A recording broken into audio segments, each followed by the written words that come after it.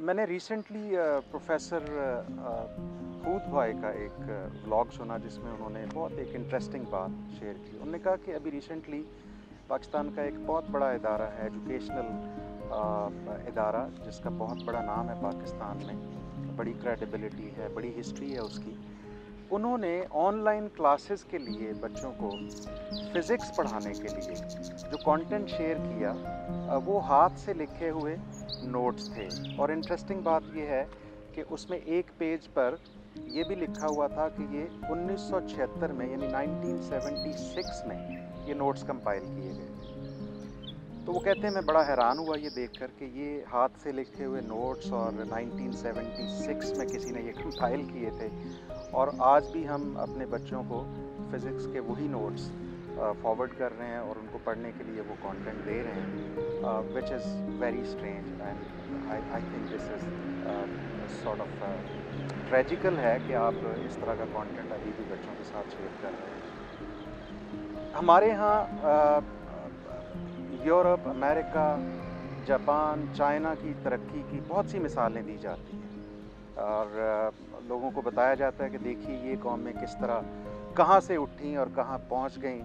उसमें जर्मनी की world war 2 के बाद जो रिवाइवल है उसका भी ज़िक्र होता है। जापान में जो 2 एटम बम गिराए गए और बिल्कुल तबाह हो गया जापान, उसके बाद फिर उन्होंने तरक्की की, उसकी भी मिसाल दी जाती है। और इसी तरह फिर चाइना की भी मिसाल दी जाती है, और अमेरिका की भी इसी तरह मिसाल दी जाती है कि उन्होंने बहुत तरक्की की है। लेकिन मसला ये है कि मिसालें तो दे दी जाती हैं, लेकिन वो जो मॉडल्स उन्होंने अडॉप्ट किए वो तरक्की हासिल करने के लिए, वो डेवलपमेंट और वो प्रोग्रेस का जो लेवल उन्होंने अचीव किया है, उसके लिए जो उन्होंने मॉडल अडॉप्ट किया, उसे अडॉप्ट करने के लिए आज तक कोई प्रैक्टिकल मेजर्स नहीं लिए गए।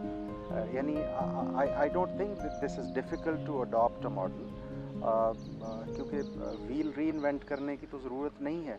वो चीज़ें जो दूसरे ममालिक में हो रही हैं तरक्की के लिए, प्रोग्रेस के लिए, उनको आसानी से आप अडॉप्ट कर सकते हैं, उनको कस्टमाइज़ करके अपने एनवायरनमेंट के मुताबिक भी उनको ढाल सकते हैं, और अपने माशरे में तरक्की के लिए आप उनको इस्तेमाल कर सकते हैं। और सबसे बड़ा जो लिंक है उस तरक्की का इन ममालिक की हिस्ट्री के साथ, वो यही है कि इन ममालिक ने अपने एजुकेशन सिस्टम को रिफॉर्म किया और अपने एजुकेशन सिस्टम में वो एलिमेंट्स ऐड किए जो उनको तरक्की की तरफ लेकर जा सकते थे। लिहाजा हमारे यहाँ आज तक मिसालें ही सिर्फ दी जाती हैं।